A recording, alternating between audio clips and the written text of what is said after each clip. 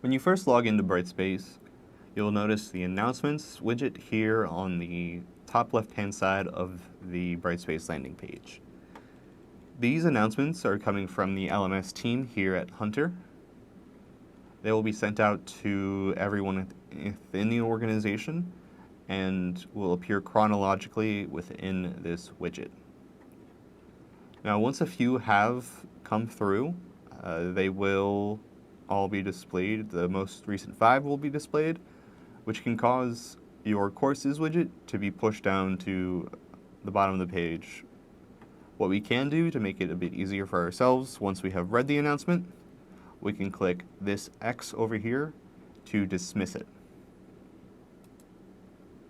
Once we have dismissed it, it disappears from the landing page, but it is not deleted. We can still see all the announcements we have gotten from the LMS team by clicking the caret next to announcements and clicking on Go to Announcements tool. This will take us to a list of all of the announcements made. We can see here we have 2 that are both dismissed.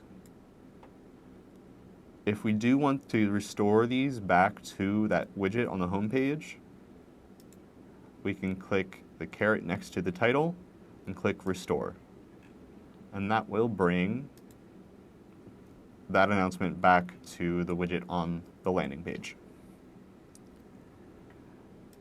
This also holds true for any announcements you have that you have written for your own courses.